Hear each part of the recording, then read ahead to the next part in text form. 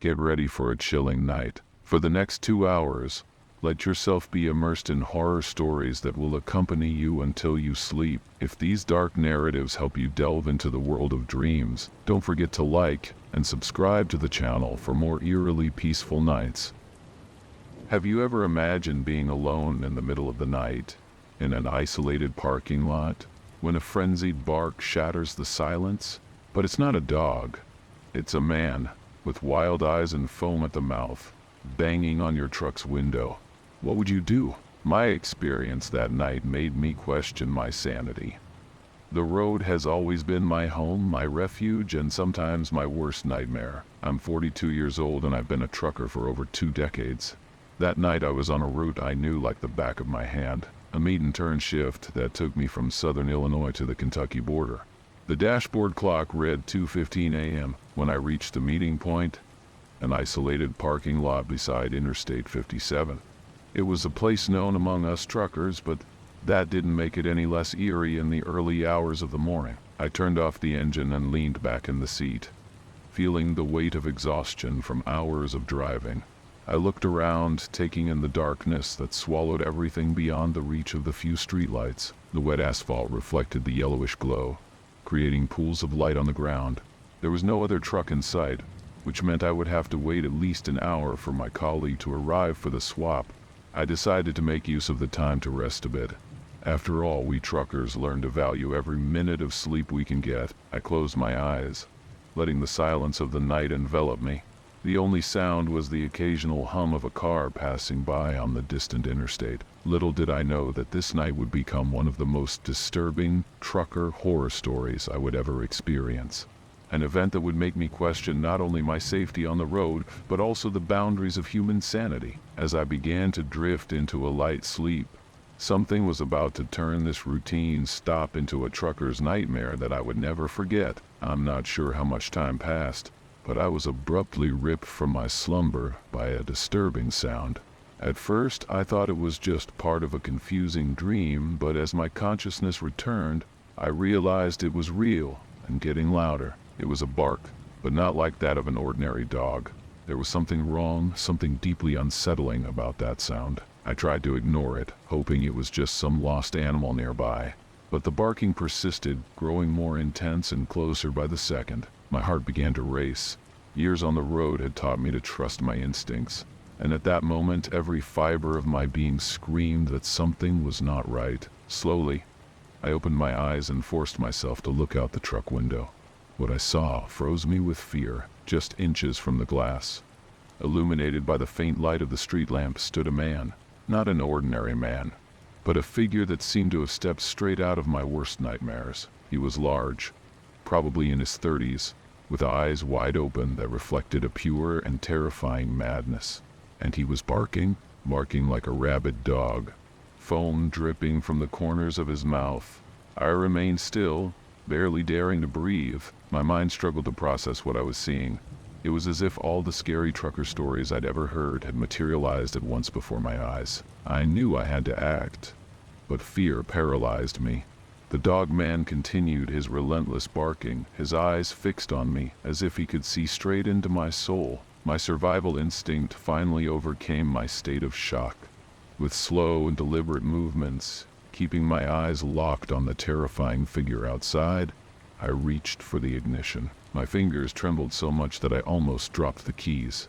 The dog man noticed my movement. His barking intensified, becoming more frenzied and threatening. He started banging on the glass with his hands, leaving marks of saliva and sweat. The sound reverberated through the cab, mixing with the rapid beats of my heart. I turned the key and the engine roared to life. The noise seemed to enrage the creature even more. He stepped back for a moment, only to return with even more fury, punching and scratching at the truck door. I engaged the gear and floored the accelerator, the wheels spinning on the wet asphalt before finding traction. The truck moved forward, but the man didn't give up. He ran alongside the vehicle, still barking and trying to grasp the door. His wild eyes shone in the rear-view mirror, a vision I know will haunt me for years. It was as if I were living one of those exaggerated road horror stories I'd always heard.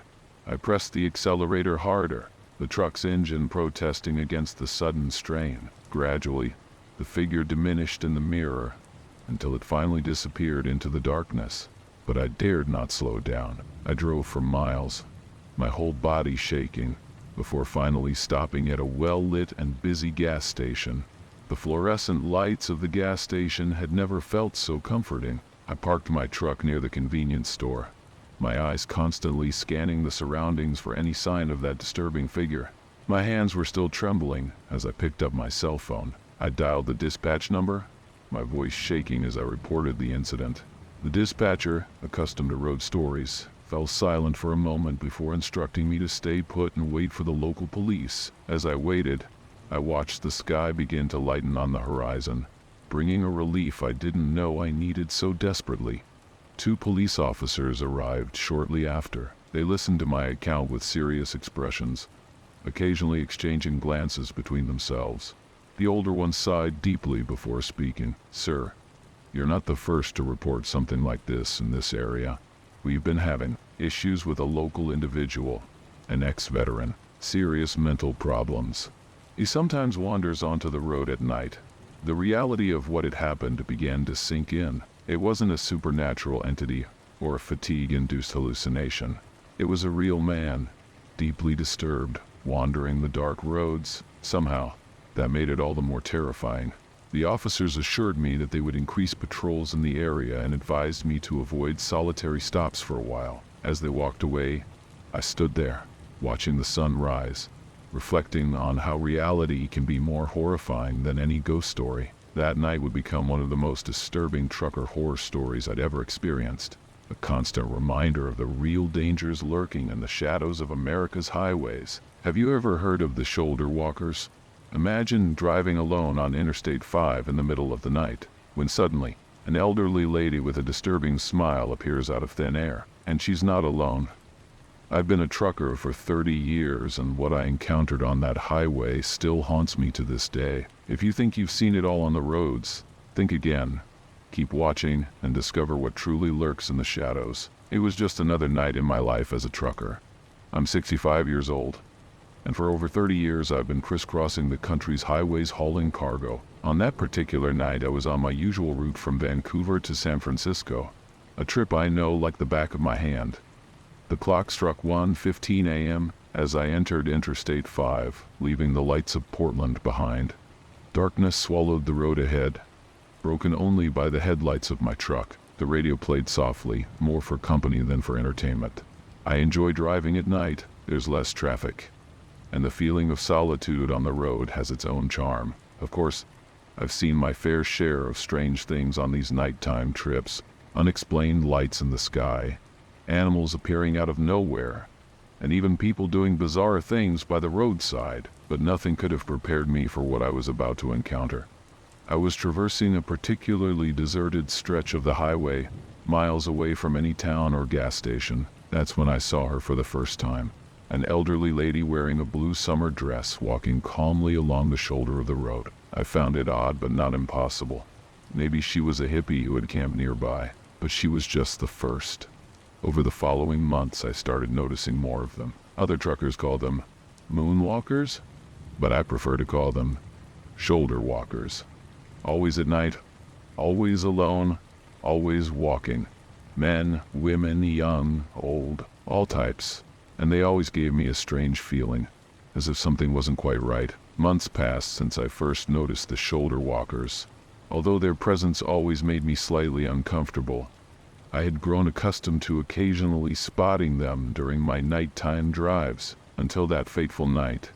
It was a routine run, once again on Interstate 5. The sky was unusually dark, with no moon or stars visible.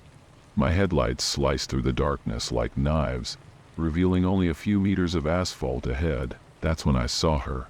An elderly lady wearing a hospital gown was slowly walking along the shoulder of the road. Her white curly hair contrasted with her pale, almost translucent skin. Her eyes were sunken, but a disturbing smile played on her thin lips. Something about her made me stop.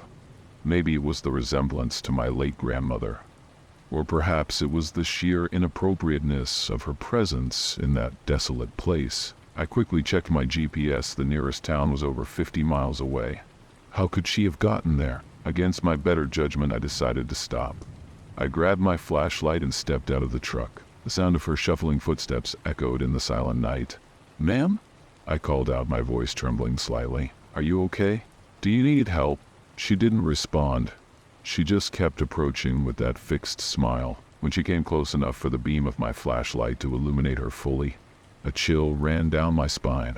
There was something deeply wrong with her. Her hollow eyes locked onto mine, and her wrinkled hands reached out toward me. My body froze in fear. In a surprisingly swift move for someone who looked so fragile, she grabbed my ankles with superhuman strength. Panic took over me. I struggled desperately to break free, kicking and flailing. Finally, I managed to land a kick on her chin. To my horror, it felt like kicking solid concrete.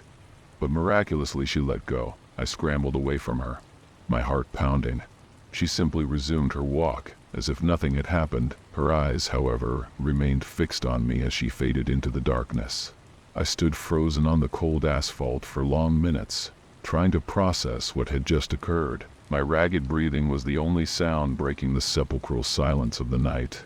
Finally, I gathered the courage to get back into the truck, my legs trembling with every step. I sat in the cab, my hands gripping the steering wheel so tightly that my knuckles turned white.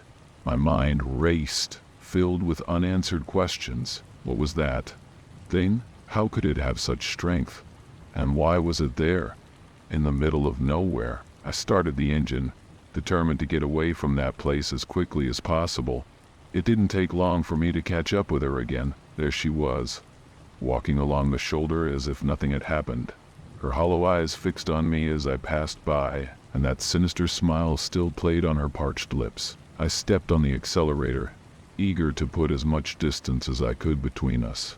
But the relief I expected to feel never came. Instead, a sense of dread started settling in my chest. In the weeks that followed, I couldn't stop thinking about the incident. Every shadow on the road made me jump. Every distant figure made my heart race. And then, I started noticing a disturbing change. The shoulder walkers, who had previously seemed to ignore my presence, now always looked directly at me when I passed by. Their empty stares followed me, and their enigmatic smiles haunted me. It was as if my encounter with that elderly lady had marked me somehow, making me visible to them. I began avoiding nighttime routes whenever possible. When it was unavoidable to drive at night, my eyes constantly scanned the shoulder, dreading what I might see. Fear had become my constant companion on the road. I spoke to other truckers, seeking comfort or explanations. To my surprise and horror, I discovered that I was the first one to attempt interacting with one of these beings. Others had always instinctively avoided them. My experience quickly spread among the trucker community, becoming one of the most disturbing trucker horror stories. A significant amount of time has passed since that fateful encounter, but the consequences still haunt me. Each nighttime trip has become a test of nerves, with my eyes constantly alert for any movement on the shoulder. The trucker horror stories that once made me laugh now seem like ominous premonitions. On a particularly dark night, as I was driving through an isolated stretch of the highway, I saw something that chilled my blood. A child, no older than 8, was walking alone along the shoulder. The vacant stare and forced smile were identical to those of the other shoulder walkers I had encountered. My first instinct was to stop and help, but the memory of the elderly lady held me back. With a heavy heart, I drove past, watching in the rearview mirror as the diminutive figure faded into the darkness. Guilt gnawed at me for days, mixing with the fear that had already become my constant companion. It was at that moment that I realized I had to do something. I couldn't keep this experience to myself. What if another trucker, unaware of the danger, stopped to help one of these beings? The thought terrified me. I decided to share my story. I started telling other truckers at rest stops, spreading the warning about the dangers of the shoulder walkers. Many laughed it off as just another road horror story. Others listened intently, their eyes widening at the more disturbing details. My story quickly spread, becoming one of the most talked about trucker horror stories at truck stops. Some started calling it the shoulder nightmare.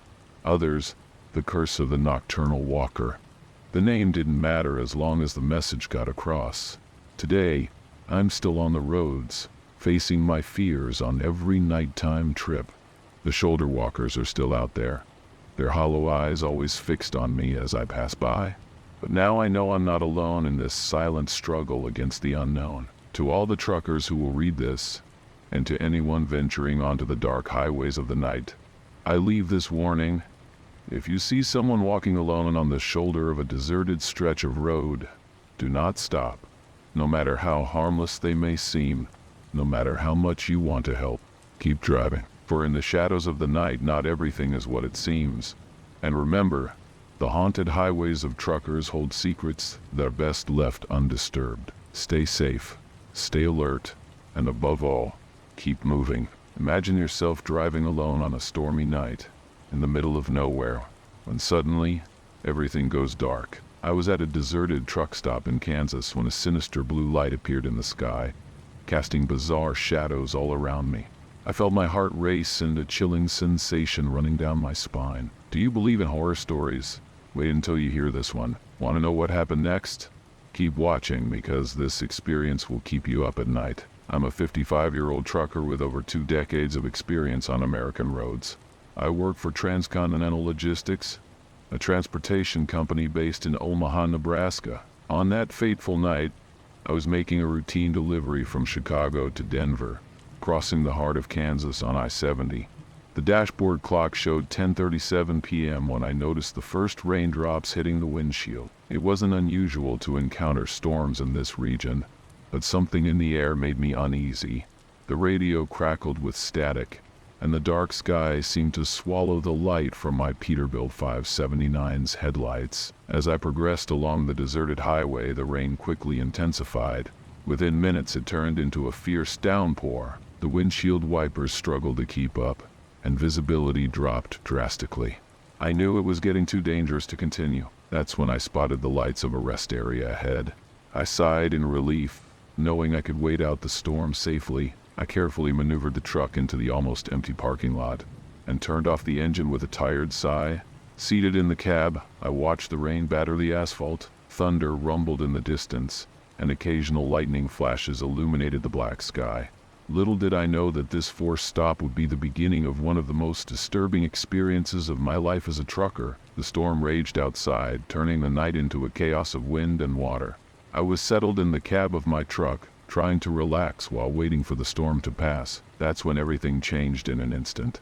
A blinding flash lit up the sky, followed by a deafening thunderclap that made the truck tremble. At the same moment, the rest area lights flickered and went out, plunging everything into darkness.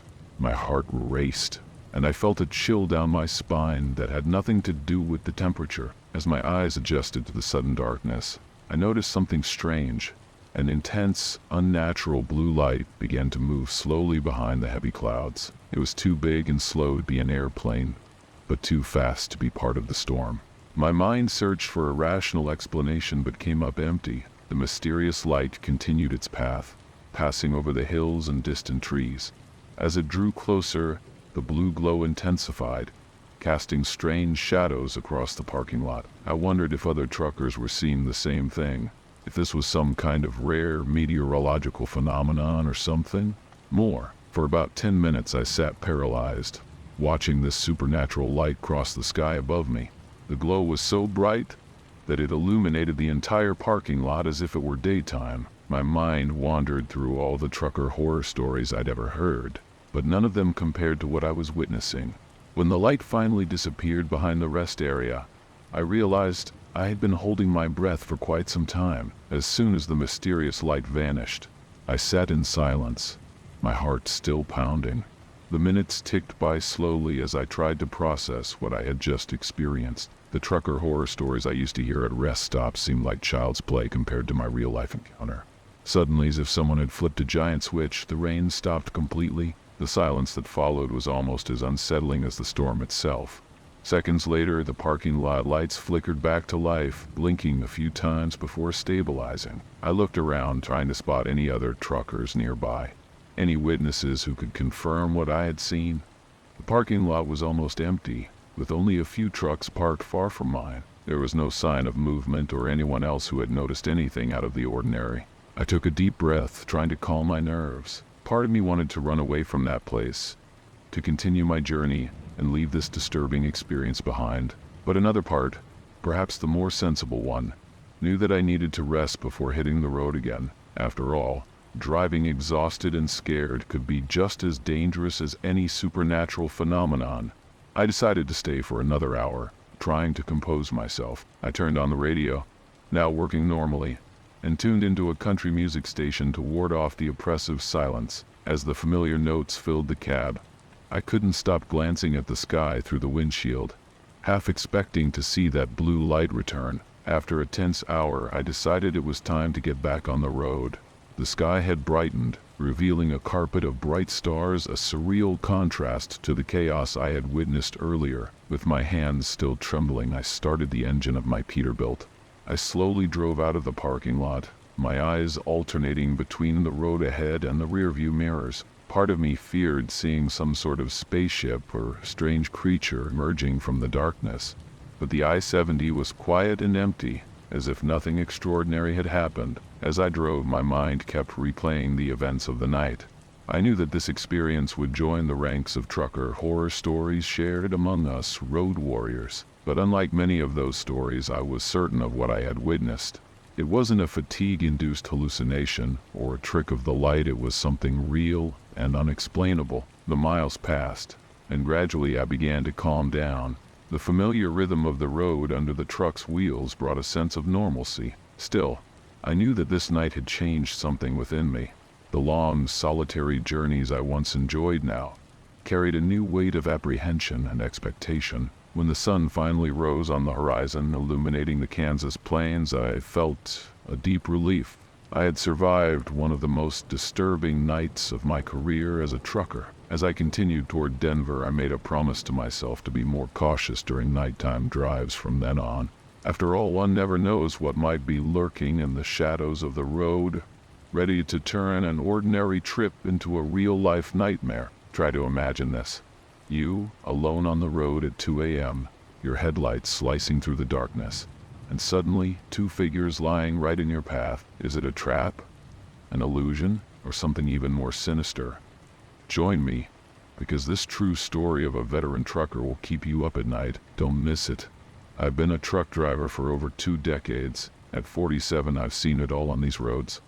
My name doesn't matter, but my story does. I work for a transportation company in Minnesota, specializing in high-priority deliveries. On that fateful night, I was on my way to Montana, hauling an extremely valuable tractor part. The clock struck 2 a.m. as I entered North Dakota. The road ahead was a flat, endless stretch of asphalt. The rumble of the engine was my only company as I fought against fatigue. I had heard many scary trucker stories, but I always dismissed them as exaggerations or urban legends. The night was particularly dark, with clouds obscuring the stars. My headlights cut through the darkness, illuminating only a few meters ahead. The radio crackled, unable to pick up any signal in that vastness. It was just me, my truck, and the road. Nothing else. As I drove down the highway, I started to feel that familiar highway hypnosis. The white lines blurred hypnotically, almost inviting me to close my eyes. I shook my head, determined to stay focused. After all, I'd been through this hundreds of times before. It was just another work night, or so I thought. That's when I noticed something strange on the road. At first, I thought it was just another piece of tire left behind by some unlucky trucker. But as I drew closer, I realized it was something much bigger, something that occupied my entire lane. My heart started racing. At that moment, I didn't know that I was about to experience one of the scariest trucker horror stories I've ever heard. I slowed down, my eyes fixed on the strange shape ahead. As I approached, a chill ran down my spine. It wasn't a piece of tire, nor a dead animal. They were 2 people, lying on the road, head to toe, occupying my entire lane. My first instinct was to stop and help. After all, they might be injured or in need of assistance.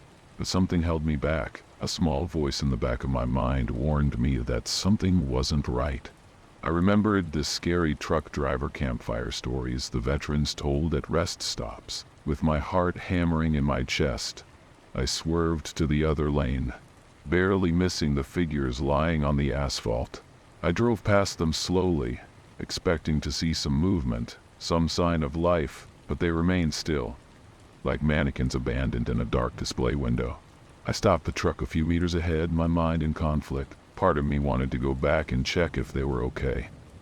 The other part screamed for me to keep driving and not look back. That's when a memory surfaced, as clear as if it had happened yesterday. Years ago, an old grizzled trucker told me about a trick used by thieves in remote areas. They would lie down on the road pretending to need help. When a well-intentioned driver stopped, they would be attacked and robbed, sometimes even killed. That story, which I had dismissed as a tale of paranormal truckers, now seemed terrifyingly real. I looked in the rearview mirror, my heart almost stopping. The two figures had gotten up and were walking towards the shoulder. I needed no further warning. I shifted gears and floored the accelerator, leaving behind that surreal scene. The haunted highways that I always thought were myths now seemed frighteningly real. My heart was pounding as I sped down the dark road. The rearview mirror showed nothing but darkness, but I couldn't shake the feeling that I was being followed. That scary trucker experience had rattled me more than I cared to admit. I drove for hours without stopping, my eyes constantly checking the mirrors. With every turn, with every shadow on the road, I expected to see those sinister figures again. The weight of the tractor part in the trailer felt even heavier now, like a magnet drawing danger. When the sun finally began to tint the horizon pink, I allowed myself to relax a little. I stopped at a rest area, but I couldn't sleep. My mind kept replaying the events of the night, analyzing every detail. Did I overreact? Maybe they were really people in need of help? I called the police as soon as I got cell signal. I explained what had happened, but the attendant's skeptical tone told me that probably nothing would be done. We were too far from civilization, and my report sounded like just another one of the many scary road stories they probably heard regularly while sipping a bitter coffee at the truck stop diner. I overheard other drivers sharing their own terrifying trucker stories. Tales of mysterious encounters, terrifying truck stops, and scary campsites. I realized that my experience, as frightening as it was not unique. I resumed my journey at sunrise, determined to deliver the load on time. The daylight brought some comfort, but it couldn't completely dispel the sense of unease that the previous night had left. The vast plains of North Dakota, which once seemed monotonous, now held an air of mystery and potential danger. I arrived in Montana just before noon. As they unloaded the tractor part, I shared my experience with some local colleagues. To my surprise, many of them had heard of similar incidents. One of them even mentioned having gone through something similar on that same road a few months back. I then realized that I had involuntarily joined a select group of truckers who had faced the unexplained on the roads. My trucker horror story was no longer just mine. It became part of a larger set of narratives that circulated among us, as warnings and reminders of the dangers lurking in the shadows of the highways. On my way back, I remained vigilant, but the tension of the previous night had dissipated. I reflected on how the experience had changed my perspective. The trucker ghost stories I used to dismiss now carried a weight of truth.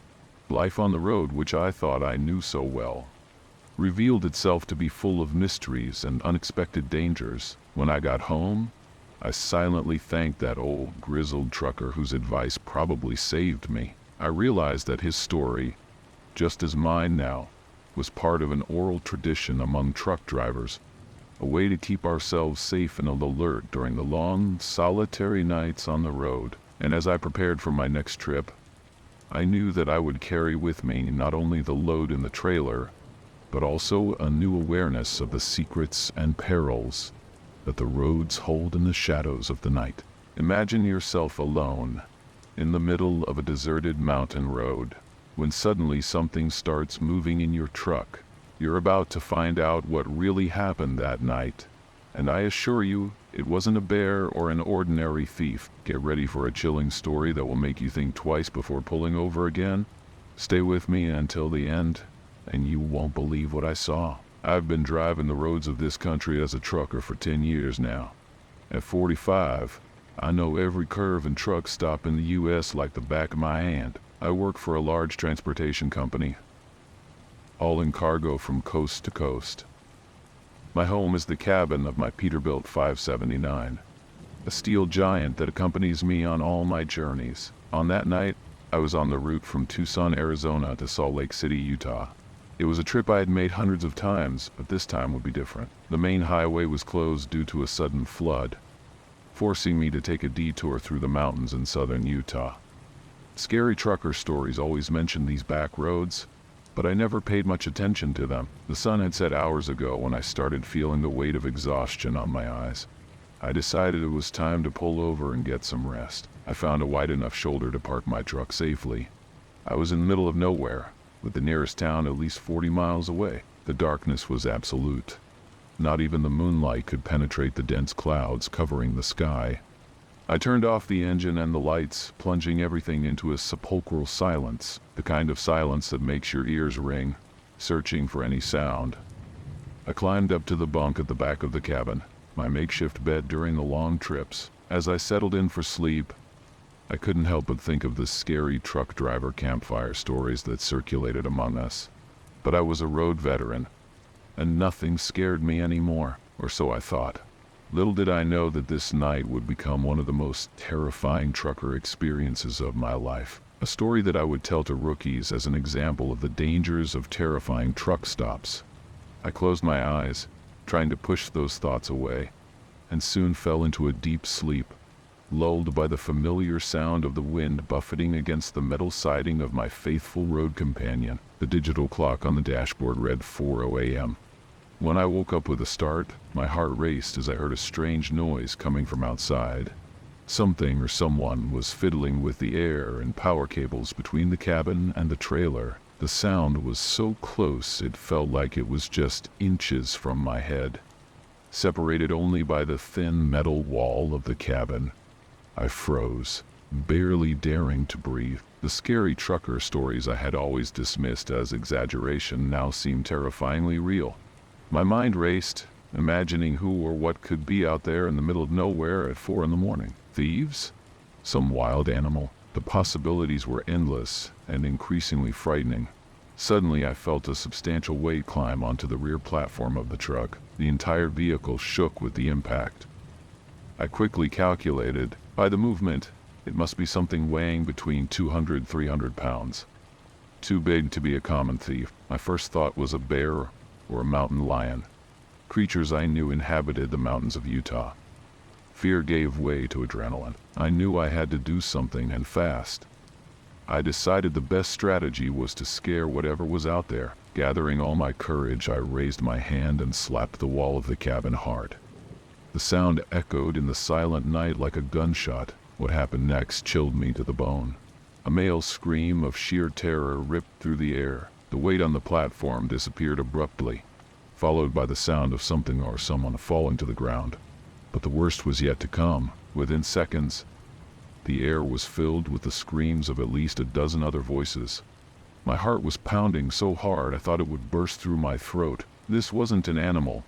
They were people, lots of people. And for some reason they were all around my truck in the middle of the night, on a deserted mountain road in Utah. At that moment, every scary trucker story I had ever heard seemed like child's play compared to what I was experiencing. Panic took over. My mind raced with thoughts of paranormal trucker stories and mysterious encounters on the road. But I knew I had to act. With trembling hands, I jumped into the driver's seat and turned on the truck's lights, illuminating the darkness around me. What I saw left me speechless. They weren't ghosts or supernatural creatures.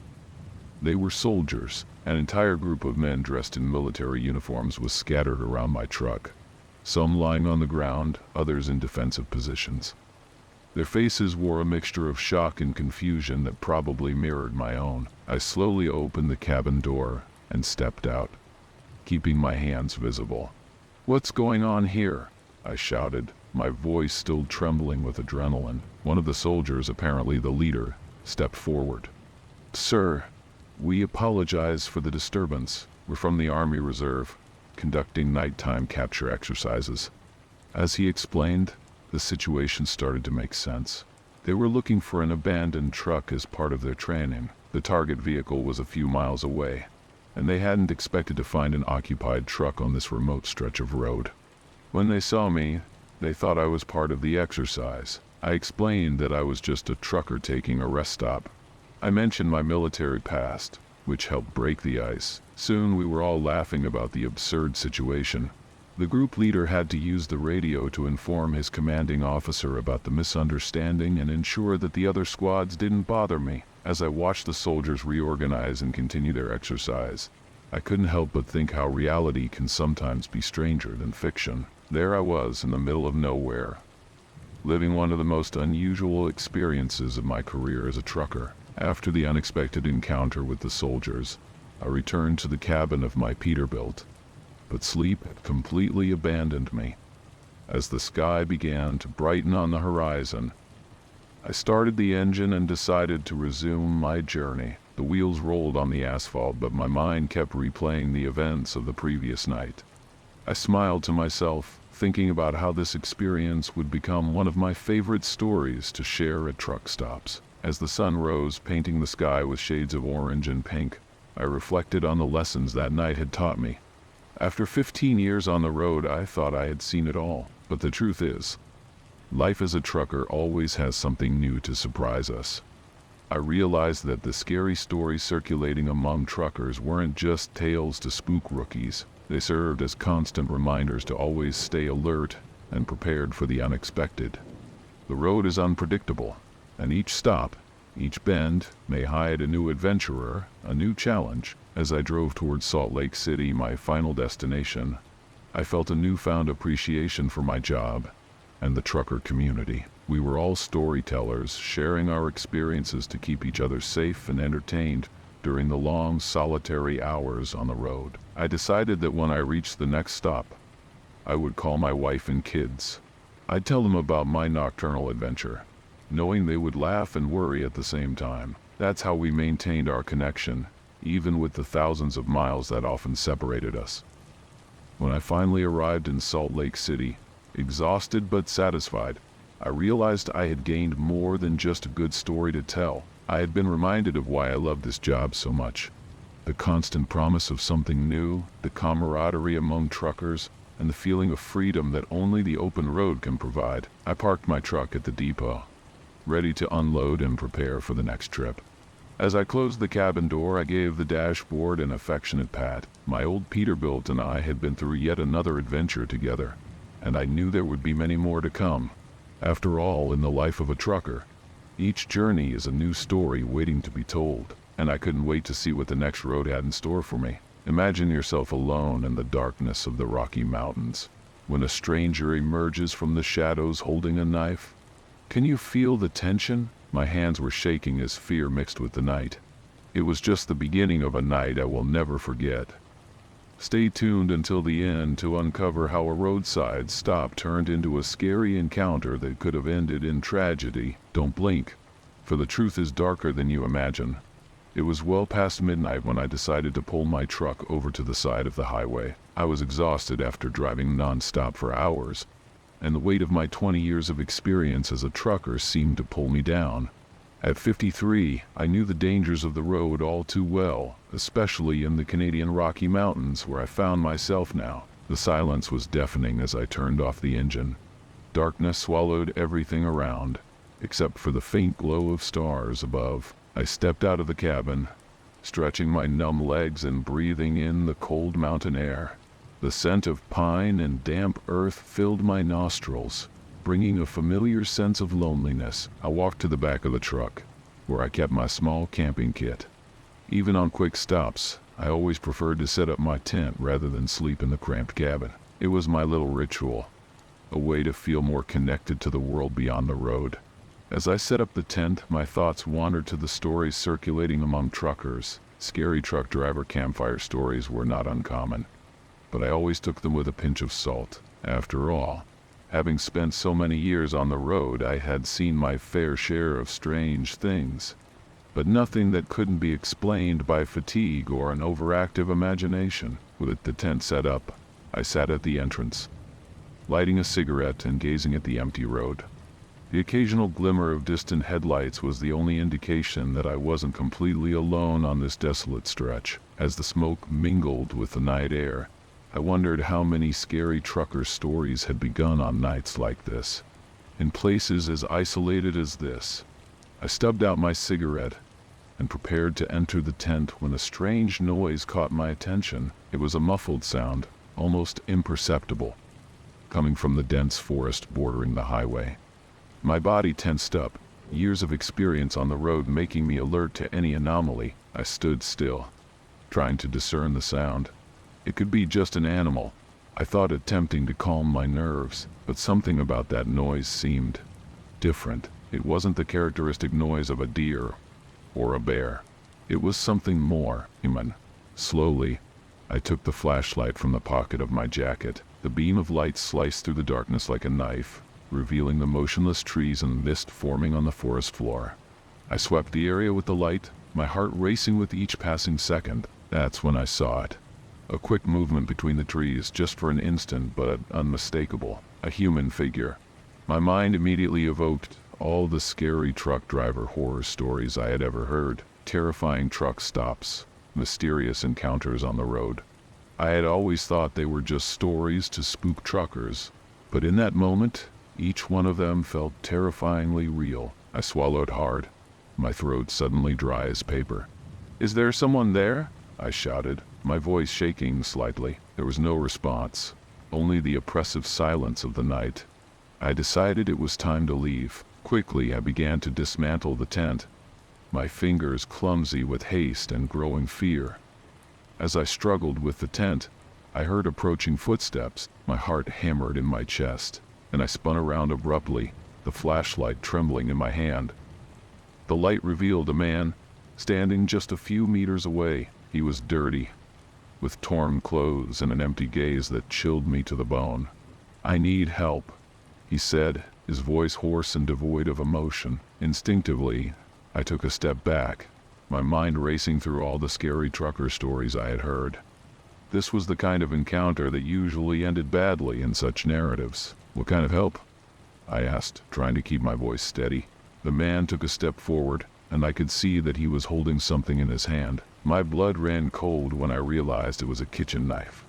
"I came here to end it all," he spoke, tears now visible in his eyes. "But I can't do it. I thought of my daughters and I can't." His voice broke on the last word, and he fell to his knees, sobbing. The situation was surreal. Here I was, in a terrifying truck stop, living what could easily become one of the scariest trucker campfire stories ever told. But at the same time, before me stood a man who was clearly broken, desperately in need of help. My heart pounded as I assessed the situation.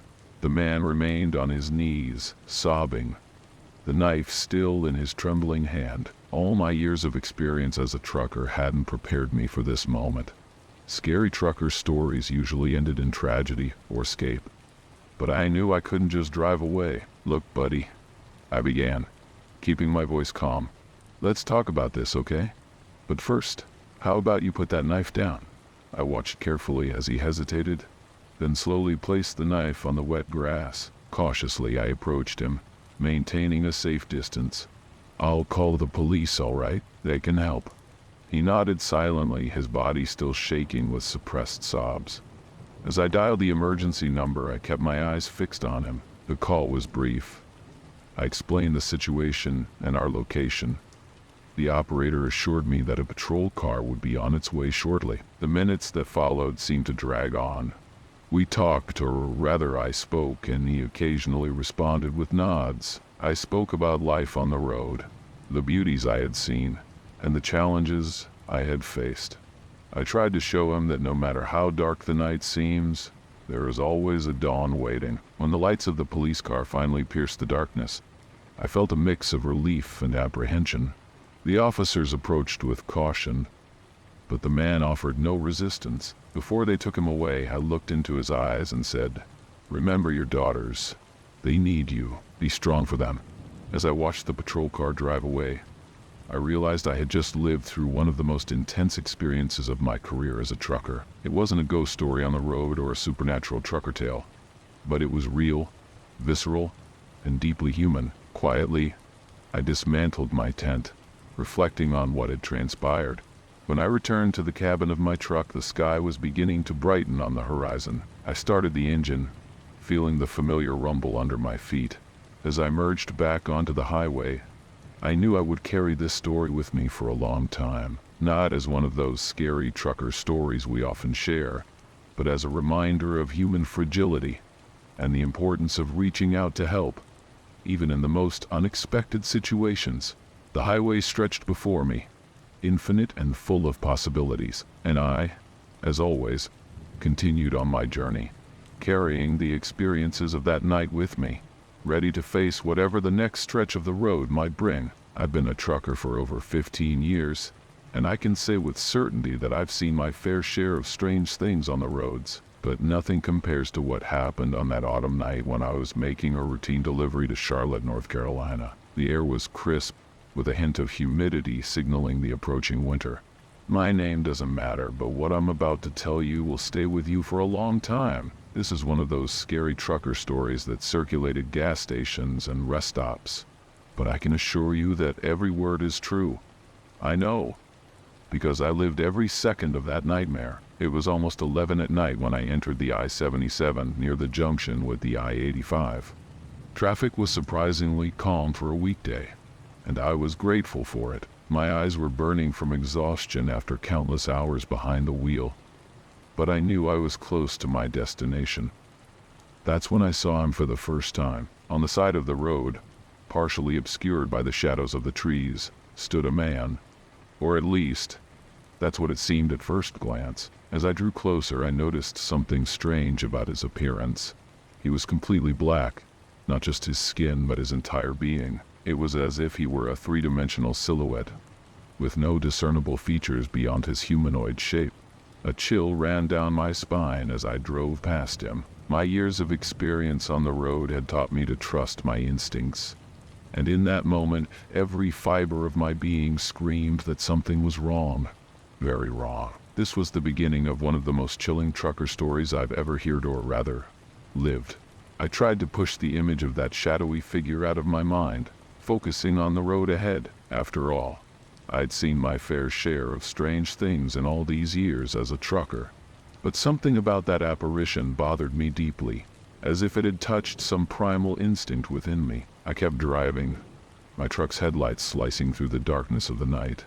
The radio crackled softly, playing a barely audible country song. Suddenly, I noticed something in the rearview mirror that made my blood run cold.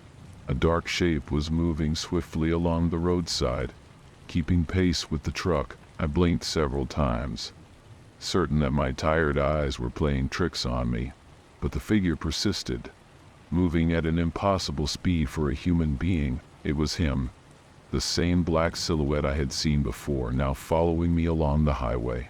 My heart raced. I stepped on the accelerator, exceeding the speed limit, but the dark figure continued to keep up without apparent effort. Sweat dripped down my forehead as I maneuvered the heavy vehicle, struggling to maintain control while trying to escape that menacing presence. It was at that moment that I realized this wasn't just one of those trucker horror stories that we often share at rest stops. This was real, it was happening to me, and I had no idea how to escape.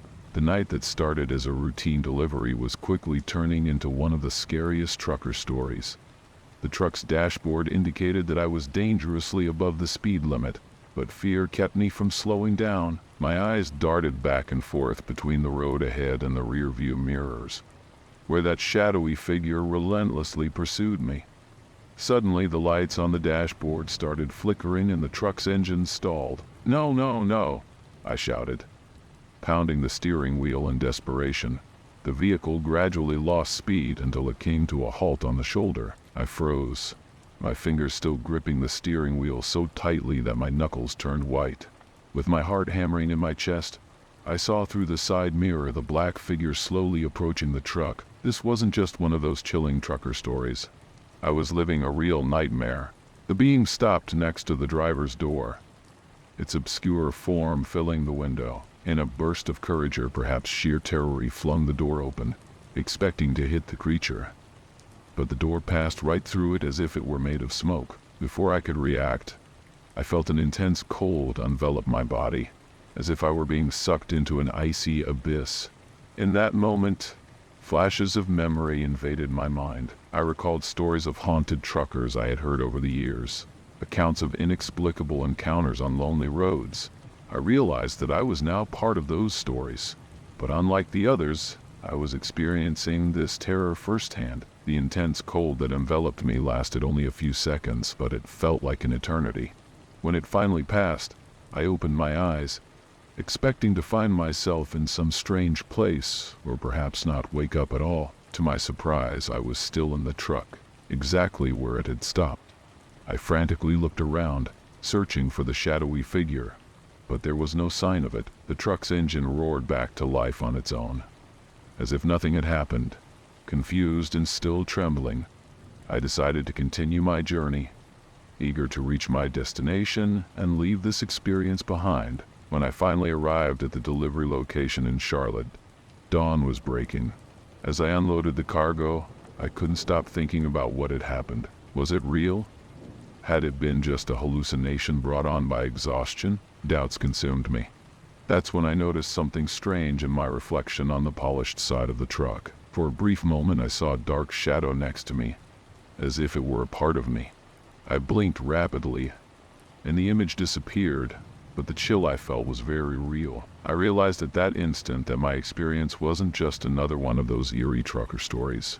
It was something deeper, more personal. That shadowy entity, whatever it was, had left its mark on me, and I knew that from then on, every time I hit the road, I would carry with me not just my cargo, but also the weight of this inexplicable encounter. The roads would never be the same for me, and I had become part of the supernatural trucker stories that I had tried so hard not to believe in over the years. Have you ever been alone on the road, in the middle of nowhere, and felt like something was watching you? On that night, in 1975, I was alone, crossing the Wyoming desert, when I saw a light in the sky that shouldn't have been there. Minutes later, the radio exploded with static, and a fellow trucker's rig disappeared off the map. But the worst part, I saw what took him, and I'll tell you, it wasn't from this world. If you think you've heard all the trucker stories, I assure you, this one will make you question everything. But be warned, don't look up. The highway stretched before me like a black ribbon cutting through the Wyoming desert. It was a cold autumn night in 1975, and I, a trucker for international transport, was on my usual route from Idaho Falls to Casper. The rumble of my Peterbilt 359's engine was my only company in that vast, desolate expanse. My name doesn't matter, but my story does. I'm a simple man, with calloused hands and tired eyes from staring at the horizon for too long. On that night, like so many others, I was hauling a load of lumber, the fresh scent of pine still lingering in the air around me. The CB radio crackled occasionally, bringing distant voices of other truckers sharing scary trucker stories. Tales of trucker ghosts were common on these long nights, but I always dismissed them as nonsense. After all, the road was scary enough without having to make up monsters. It was past 2 in the morning when I noticed something strange. The lights on my truck's dashboard started flickering erratically.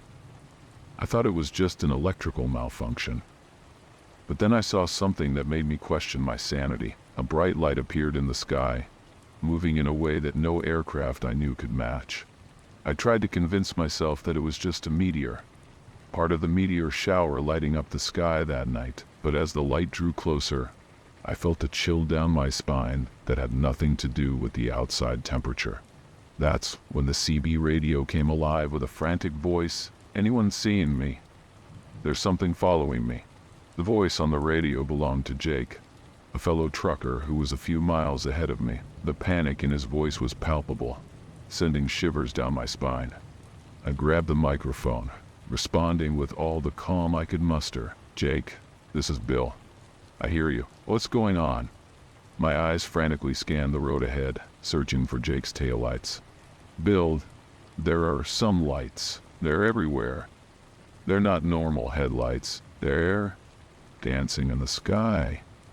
Jake's voice was trembling, almost hysterical. I could hear the sheer terror in every word. I tried to rationalize, thinking maybe they were just reflections of the northern lights dancing in the sky that night. But something in Jake's tone told me it was more than that. The scary trucker stories I had always dismissed started to take on a new meaning at that moment. Suddenly, I saw something that made my heart skip a beat. About 2 kilometers ahead, a bright light illuminated the sky for a brief moment, like slow-motion lightning. When it disappeared, I realized I could no longer see Jake's taillights. Jake, can you hear me?" I shouted into the radio, but all I heard was static in response. The silence that followed was deafening, broken only by the roar of my own engine and the sound of my heart pounding in my ears. I stepped on the accelerator, ignoring all speed limits. The darkness of the night seemed to swallow everything in front of me, and every shadow on the road came alive in my overactive imagination. The chilling trucker stories I had heard over the years echoed in my mind, each one more terrifying than the last. When I finally reached the spot where I had seen the light, there was no sign of Jake's truck. The road was empty, silent, as if nothing had happened. I pulled over to the side, stepping out of the cabin with a trembling hand. The night air was heavy, carrying a strange smell that I couldn't identify. It wasn't burned oil or rubber. It was something different, something that didn't belong on that lonely road in the middle of nowhere. As I walked along the roadside, my flashlight illuminated something on the asphalt. I moved closer, my heart nearly stopping when I saw what it was. Tire marks, deep and smoking, as if Jake's truck had been pulled off the road by an unimaginable force. The smell of burnt rubber filled my nostrils as I examined the marks on the asphalt. My mind raced, trying to find a logical explanation for what I was seeing. Maybe Jake had lost control and veered off the road. But where was the truck? Suddenly, I heard a sound. A low, prolonged moan that seemed to come from all directions at once. I spun around, the flashlight trembling in my hand, illuminating only the infinite darkness of the Wyoming desert. "Jake?" I called out, my voice echoing in the night. There was no response, just that constant, unsettling moan. I started walking along the road, following the tire marks. They led me off the asphalt and onto the rough terrain beside it.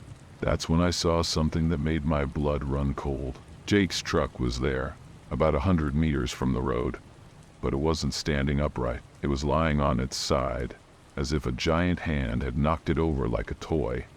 The lights were still flickering faintly, casting strange shadows on the desolate landscape. I ran towards the vehicle, my heart pounding so hard I could hear it. When I reached it, I saw that the cabin was empty. The driver's door was open, swaying gently in the night breeze. "Jake!" I shouted again, my voice breaking with growing panic. "Where are you, man?" That's when I noticed something strange on the side of the truck. I brought my flashlight closer and saw marks. They weren't just scratches from an accident. They looked like claw marks, huge and deep, tearing through the metal as if it were paper. My mind struggled to process what I was seeing. This couldn't be real. It had to be some kind of elaborate prank, right? But deep down I knew it wasn't. The trucker ghost stories I had always dismissed as fiction suddenly seemed terrifyingly real. A movement in the corner of my eye made me spin around quickly. For a brief moment I thought I saw a tall, dark figure moving in the darkness. But when I pointed my flashlight in that direction, there was nothing there. The moaning that I had heard earlier grew louder. It seemed to come from everywhere and nowhere at the same time. It was a sound that didn't belong in this world, a sound that made every hair on my body stand on end. I started to back away slowly towards my own truck, my eyes frantically searching the darkness. That's when I saw something that made me stop in my tracks. On the ground, illuminated by the faint glow of my flashlight, was Jake's cap. That old faded cap he always wore, with the company logo worn out by time. It lay on the ground as if it had been deliberately left there. My trembling hand reached down to pick it up. That's when I noticed something even more disturbing. The ground around the cap was different. The earth seemed to have been burned, forming a perfect circular pattern. And in the center of that circle, where the cap lay, The earth glistened with a strange metallic sheen I had never seen before. The moaning that had been echoing through the night suddenly stopped, leaving a silence so profound that it was almost deafening. It was in that moment of absolute stillness that I heard something that made my heart nearly stop. "Bill." The voice was weak, barely a whisper, but unmistakably Jake's. I spun around, searching frantically for the source of the sound. "Jake, where are you?" "Bill, don't look up." Those words made my blood run cold. Every fiber of my being screamed at me to keep my eyes on the ground, to run back to my truck and drive away as fast as I could. But something stronger compelled me to lift my head. What I saw in that moment will forever be etched in my memory. Hovering silently in the sky right above me was something that defied all logic and reason. It wasn't an airplane, nor a helicopter, nor anything I could explain. It was a dark mass, larger than any vehicle I had ever seen, with pulsating lights that seemed hypnotic. And there, suspended in the air below that thing, was Jake. He seemed to be floating, his eyes wide with terror, his mouth open in a silent scream. In that instant, all the scary trucker stories, all the inexplicable trucker tales I had ever heard, seemed to converge into this single moment of indescribable horror. My body reacted before my mind could process what was happening. I ran like I had never run before, stumbling and staggering over the uneven ground back towards my truck. The sound of my heart pounding was deafening in my ears, drowning out any other noise. When I finally reached my truck, my hands were shaking so badly I could barely open the door. I started the engine and floored the accelerator, the wheels spinning in the loose dirt before finding traction. As I sped away into the dark night, my eyes kept returning to the rearview mirror, half expecting to see that thing following me. But all I saw was the darkness of the night, swallowing the scene I had just witnessed. I drove non-stop until dawn, my mind replaying the events of the night in an endless loop. When I finally stopped at a gas station, I realized I was still holding Jake's cap so tightly that my fingers had gone numb. I never saw Jake again after that night. I never knew what really happened to him, but one thing I know for sure. There are things in this world that defy explanation. Things that turn trucker ghost stories into pale shadows of reality. And sometimes, on those dark and lonely nights on the road, when the silence is broken only by the rumble of the engine, I still hear that distant moan, a somber reminder that there are mysteries better left unsolved. I've heard of haunted places, but what happened that night? There's no explanation for it. Alone, surrounded by the howling wind and with my truck rocking as if it were about to turn over, I started hearing voices. It was just my imagination? I thought so too, until I felt something cold and invisible touching my head, and then trying to open the cabin door. This was just the beginning. If you want to know how this story ends, I suggest you stay until the end, because the worst was yet to come. Life on the road always had its ups and downs, but nothing prepared me for that night in Texas. I've been a trucker for over 2 decades and I've seen my share of strange things. But what happened on that property near an old Native American cemetery goes beyond any rational explanation. It was autumn, and Hurricane Ike had left a trail of destruction everywhere. I was hired to clean up an area filled with sawdust and debris. The work was tough, but paying the bills was more important than any superstition about cursed lands. I spent 2 weeks in that desolate place with some companions. As the job was coming to an end, I ended up staying alone with a colleague. With no other place to go, we slept in our trucks, parked on that isolated property. My old 1995 low-roof Freightliner was my temporary home. The narrow bed wasn't the epitome of comfort, but it had already sheltered me on countless lonely nights on the road. Little did I know that this particular night would become one of the scariest of my life. The biting cold and the snowflakes falling outside made me retreat early.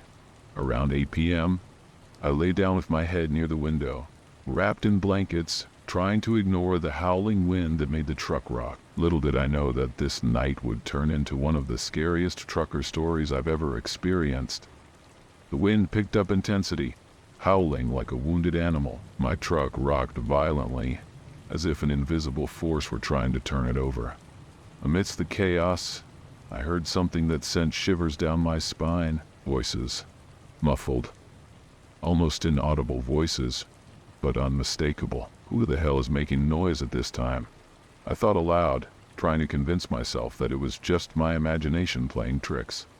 After all, it was just me and my colleague in that godforsaken place. The voices persisted, mixing with the howling wind, creating a macabre symphony that made my heart race.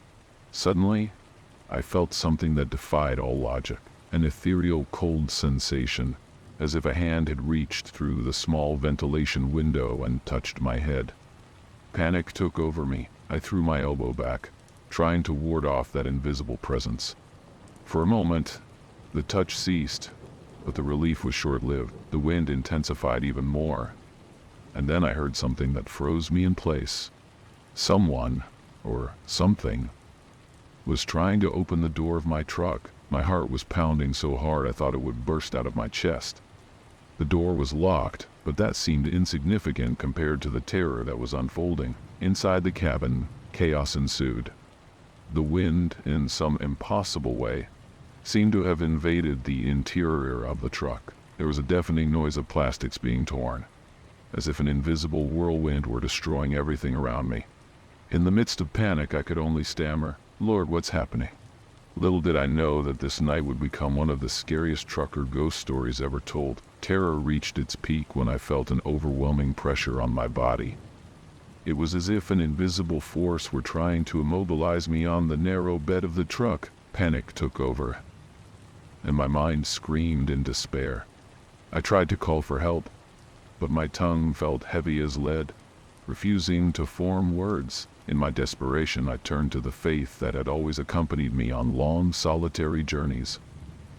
With all the strength I could muster, I cried out in my thoughts, "Lord Jesus Christ of Nazareth, have mercy. The blood of Jesus is upon you."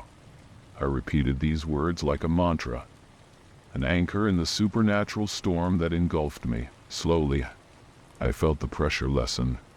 It was as if that malevolent presence had retreated, overcome by a greater force. The curtains of the truck were violently pulled back, and I heard a sharp sound, like a blade slicing through the air. In an instant it was all over, leaving only the deafening silence of the night. With trembling hands, I turned on the cabin lights.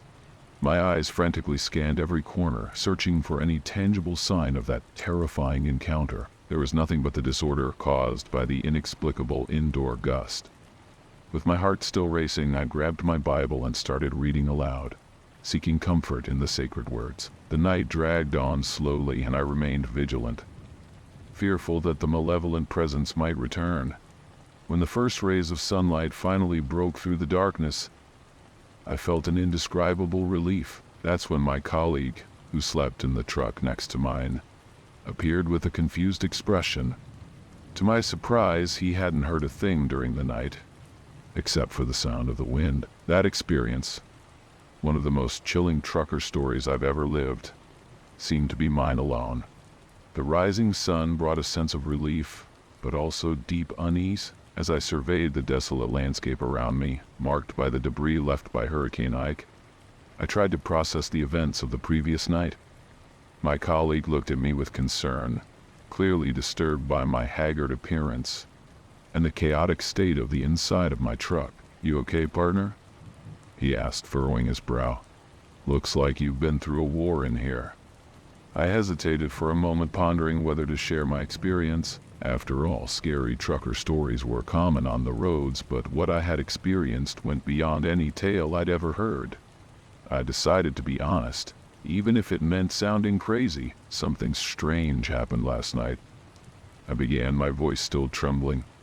"Something I can't explain." As I recounted the events, I noticed my colleague's expression change from concern to disbelief. He listened silently, occasionally glancing at the nearby Native American cemetery. "Look," he said finally, "I've heard a lot of trucker ghost stories, but this is different." We spent the morning straightening up the inside of my truck, trying to restore some order. Every misplaced object, every tear in the plastics, was a vivid reminder of the terror I had faced. The manual labor helped calm my nerves, but I couldn't help notice how anxious my colleagues seemed to be to leave. When we finally finished the job and prepared to depart from that haunted place, I paused for one last reflection. The experiences of that night would forever be etched in my memory. One of the inexplicable trucker stories that defy logic and reason. As I started the engine of my Freightliner, I made a silent promise to myself.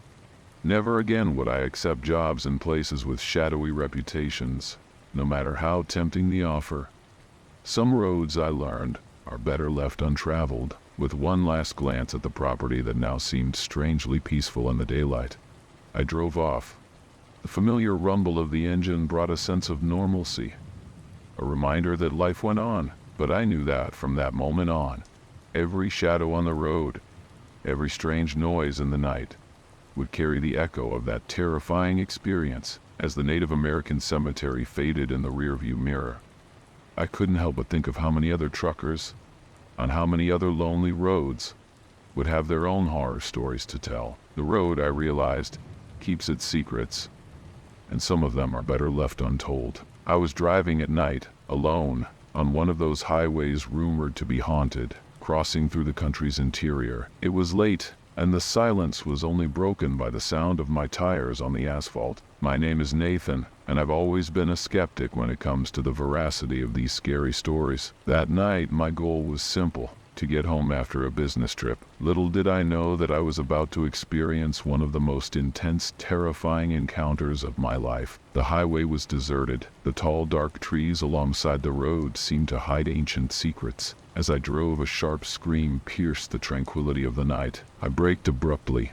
my heart pounding. I looked around but saw nothing. I felt a chill down my spine, a primal fear I had never experienced before. I decided to move on, but soon after, I heard children's voices coming from the woods beside the road. I'm not the kind of person who ignores calls for help. I pulled over, got out, and grabbed a baseball bat from the trunk, something I always carry for emergencies. The screams continued, more distant now, but clear enough to guide me. I ventured into the woods, feeling the damp ground beneath my feet and the cold night air enveloping me. With each step, I felt myself moving further away from the road, into a labyrinth of trees and darkness. As I advanced, the screams seemed to move away, as if the source was constantly shifting. I started running, my breath becoming heavy and irregular. I saw shadows darting between the trees, quick movements that I couldn't identify.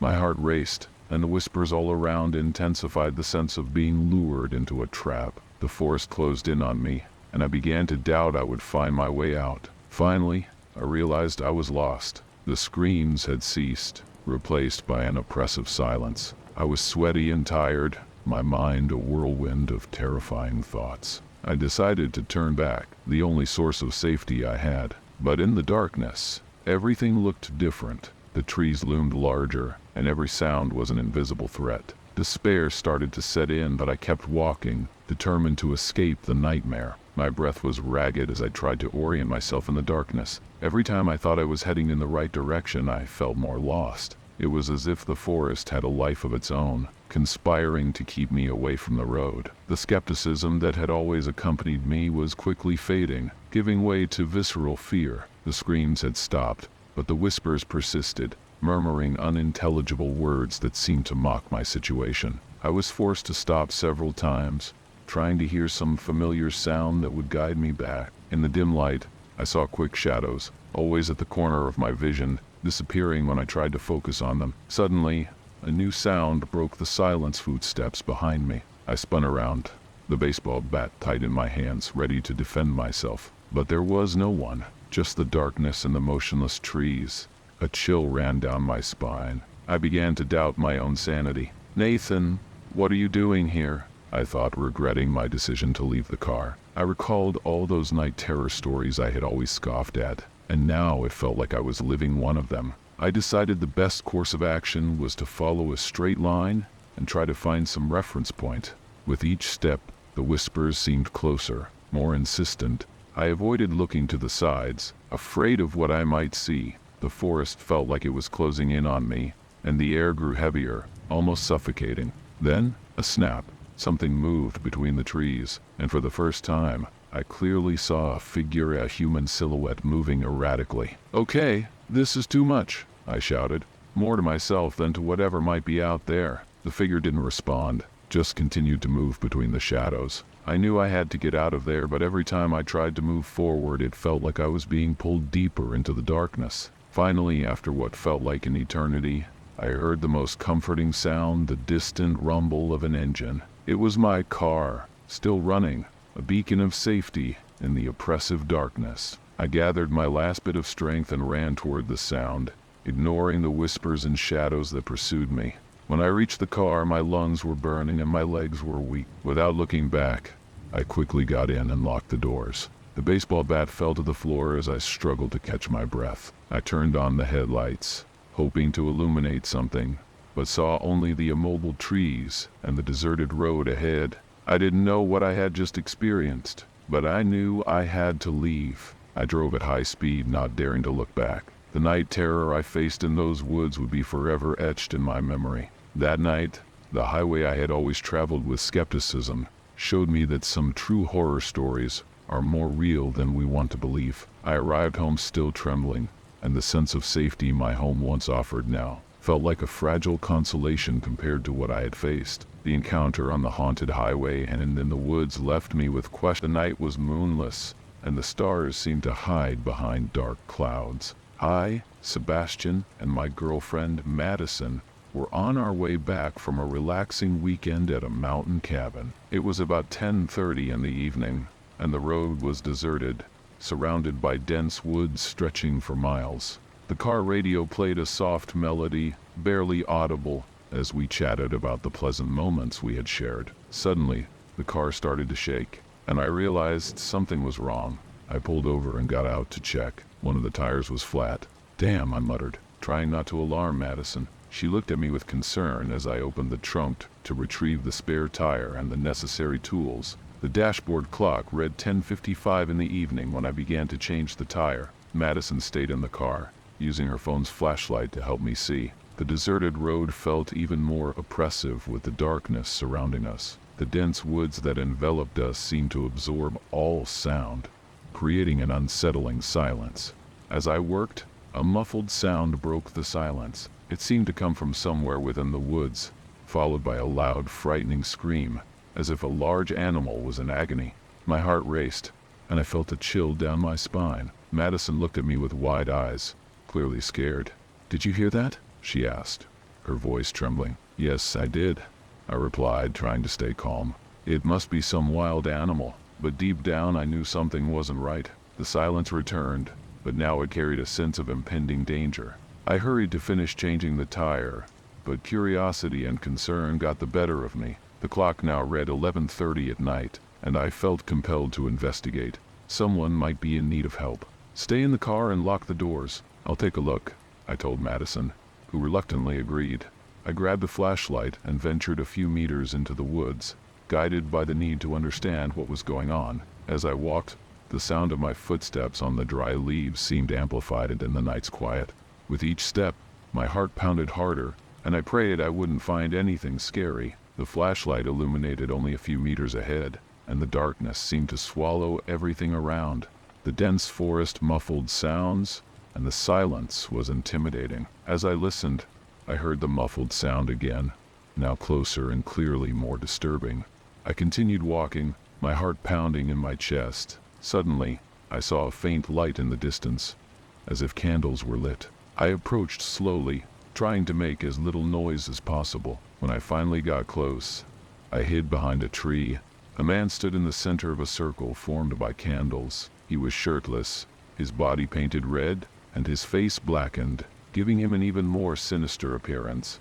Next to him was a large bag, resembling a sleeping bag. The man stood still, motionless, as if in a trance. The air around him seemed to vibrate with a strange and disturbing energy. As I watched, the man suddenly opened his eyes and looked directly at me. His eyes shone with insane intensity, and he began to grind his teeth, emitting a sound reminiscent of a rabid dog's growl. Panic took over me, and I instinctively stepped back. But the man didn't remain still. He started moving towards me, his teeth still grinding and his eyes fixed on mine.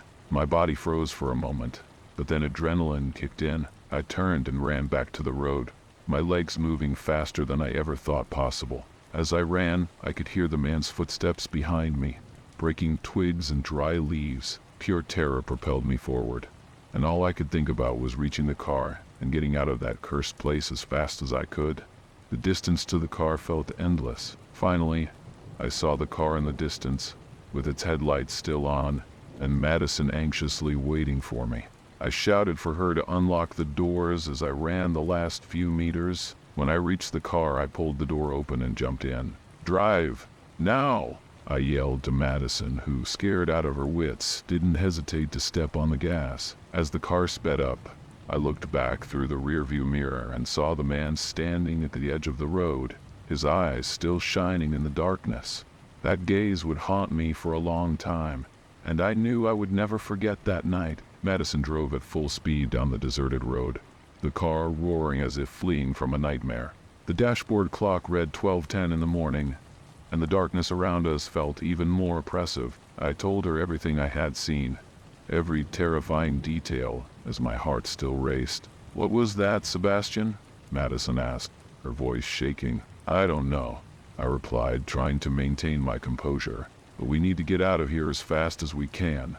The sound of the tires on the asphalt was the only noise besides our ragged breathing. The night silence had become even more unsettling, and every shadow on the road seemed to hide some danger. The landscape flew by, and the car's headlights illuminated just enough to keep us on track. Suddenly, a new sound broke the silence. It was a sharp, piercing scream, unlike anything we had ever heard before. It seemed to come from all directions at once, echoing along the road and through the woods surrounding us. Madison looked at me with sheer terror in her eyes, and I knew she was as frightened as I was. "Keep driving," I said, trying to sound firm. "Don't stop for anything." Madison nodded, gripping the steering wheel tighter. The clock read 12:40 in the morning, and every minute felt like an eternity. As we moved forward, the screams seemed to fade, but the sense of danger remained. The deserted road and dense woods seemed endless, and I began to doubt we would ever get out. Finally, after what felt like forever, we spotted the lights of a town in the distance. "There's the town," I said with a noticeable relief in my voice. "We're almost there." Madison kept driving without slowing down, determined to get us to safety. When we finally entered the town, the street lights enveloped us, bringing a sense of security. We stopped at a well-lit gas station, where we finally felt we could breathe easy. I got out of the... It was a warm summer night when Evan, decided to take a drive out for a night cruise. I've always enjoyed the tranquility the night offered, the absence of traffic, and the cool breeze on my face. I invited my friend Kevin to join me. He hesitated for a moment but eventually agreed, saying he too needed to clear his head. We took an old highway, famous for its true horror stories. Many claimed the roadway was haunted, but I never took those stories seriously. To me, they were just tales to spook night travelers. Kevin, on the other hand, seemed a bit more concerned. He mentioned several terrifying experiences others had on that very road. Driving into the night, the landscape appeared even gloomier. The tall, twisted trees cast long, sinister shadows across the road. The radio played softly, a stark contrast to the mounting tension in the car. Everything seemed peaceful, until we spotted what looked like a shadow by the roadside. It resembled a human figure, but it stood still, like a statue. Kevin told me not to stop, so I drove past it with a racing heart. After a few miles, something even stranger happened. It seemed we were stuck in a loop, driving the same stretch of road over and over. I recognized a rusty old sign and a fallen tree multiple times. Kevin was pale, cold sweat on his brow, and I started to feel something truly odd was happening. The sense of being trapped in a nightmare was undeniable. We kept driving, hoping it was just an illusion caused by the darkness and fatigue. But then we heard an ear-piercing scream coming from the forest beside the road. We abruptly stopped the car, trying to make sense of what was happening. It felt like the highway itself was trying to swallow us whole. The haunted roadway was showcasing its true terror. That scream marked the beginning of our nightmare. Kevin looked at me with wide eyes and said, almost whispering, "Evan, we need to get out of here. Now." I agreed without hesitation, but when I tried to start the car, it just wouldn't turn on. Panic started to set in. We were stranded on that haunted highway, with the night terror intensifying by the second. I stepped out to check the engine, while Kevin kept a lookout. The darkness seemed to swallow everything around us, making it impossible to see beyond a few meters. Suddenly, I spotted another strange figure in the distance, but this time, it was slowly moving towards us. A chill ran down my spine.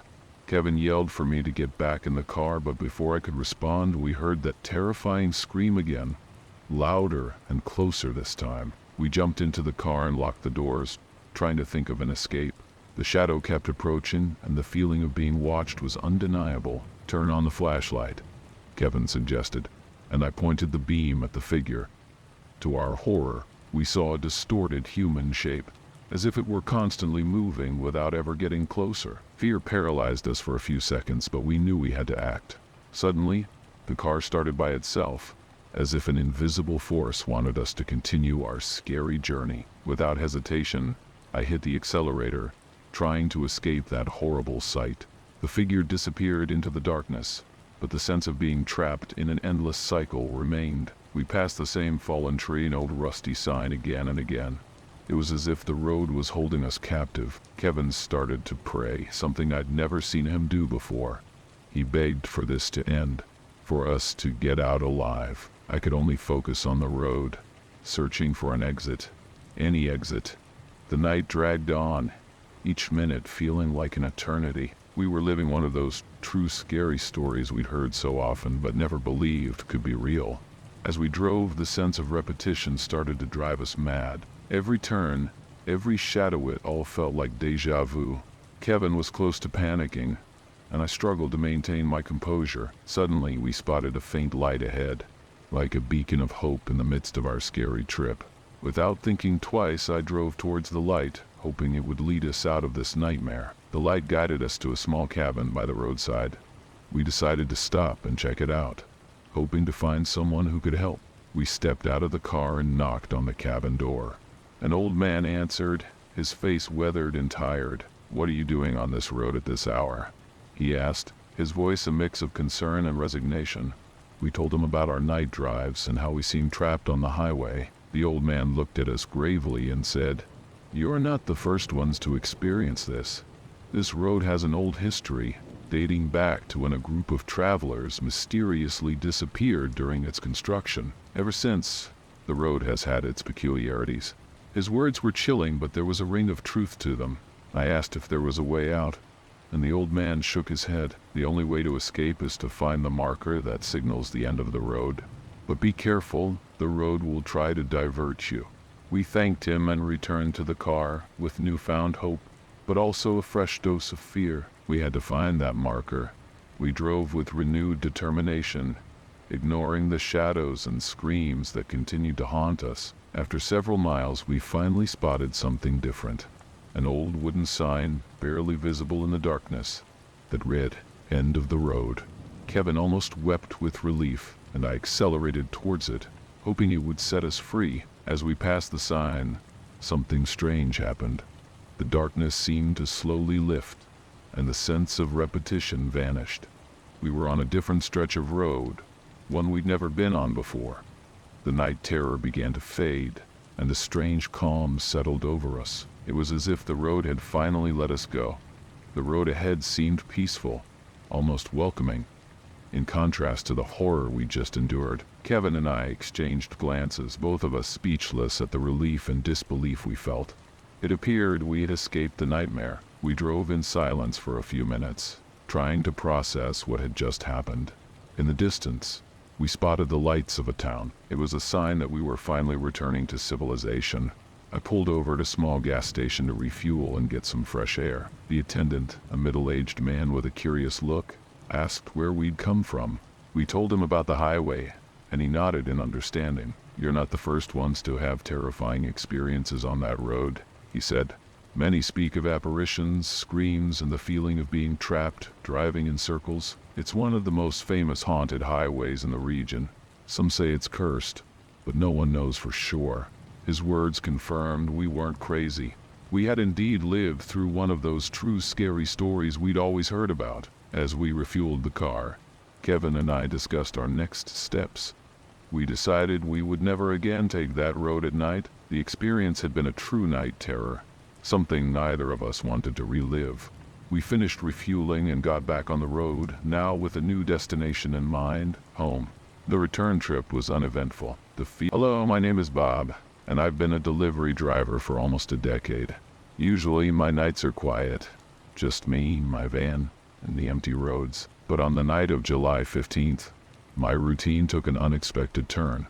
I received an emergency call to deliver a package to an address outside the city limits, a place I had never heard of. Delivery driver horror stories always seemed exaggerated to me, but little did I know that I was about to live through one of the scariest ones. I picked up the package from the depot, a small, heavy box, and placed it in the passenger seat. The GPS directed me to take the old highway, a route rarely used.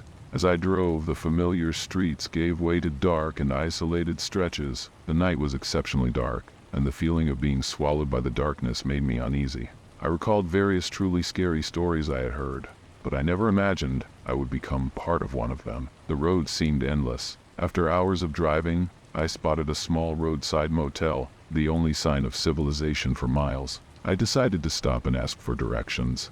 The receptionist, a middle-aged man with a weary look, seemed surprised by my question. "I've never heard of that place," he said, "but it's better if you don't go there. People who go there usually don't come back." His words echoed in my mind. As I returned to my van, a sense of foreboding began to grow.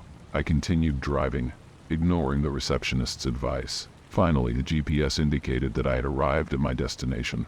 It was an old cabin in the middle of nowhere, surrounded by tall trees and unsettling shadows. I got out of the van, holding the package firmly. The silence was overwhelming, broken only by the rustling of leaves. I knocked on the door, but there was no answer. Suddenly, a noise from inside the cabin made me take a step back. The door slowly opened, revealing a young woman with a desperate look in her eyes. "Did you bring it?" she asked, her voice trembling. I nodded and handed over the box. Before I could ask anything else, she quickly closed the door.